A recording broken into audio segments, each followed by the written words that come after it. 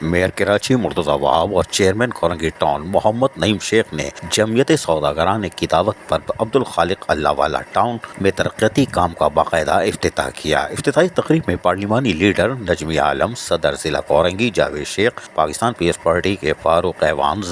صدر PS 124 doctor Tahir, chairman union council 2 قاری اسرار اور دیگر عہدیداران نے بھی شرکت کی۔ کورنگی ٹاؤن کی عوام نے انہوں نے پاکستان پیپلز پارٹی کے امیدواروں کو جہاں ووٹ دیا ہے اور الیکشن میں کامیاب کروایا، اس کے لیے یقینی طور پر ہم وہ وسائل ان تک لوٹائیں گے، کیونکہ تمام مسائل ان کی دہلیز پر حل ہونا اب شروع ہو چکے ہیں اور یقینی طور پر پاکستان پیپلز پارٹی ویسے ہی خدمت پر توجہ دیتی ہے۔ نعیم شیخ نے اس موقع پر کہا کہ عبدالخالق اللہ والا ٹاؤن کے پانی کے مسئلے کو بھی حل کیا جا چکا ہے اور انشاءاللہ کورنگی ٹاؤن کو ایک مثالی ٹاؤن بنائیں گے۔ ان کا کہنا یہ تھا کہ کورنگی ٹاؤن میں چارج سنبھالنے کے بعد سے یقینی طور پر 19 جون کو تو ہم آئے تھے لیکن اختیارات نہیں تھے، لیکن ہم نے عوامی خدمت کے کاموں کا جو سفر شروع کیا تھا آج بھی کامیابی سے جاری ہے اور میئر کراچی کے تعاون سے یقینی طور پر کورنگی ٹاؤن میں آپ عوامی خدمت کے کاموں کا ایک سیلاب دیکھیں گے۔ عزیز عارف، KBS بلدیاتی نیوز کراچی۔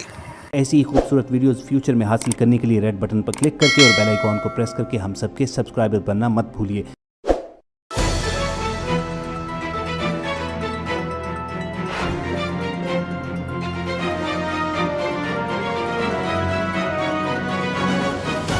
KBS بلدیاتی نیوز۔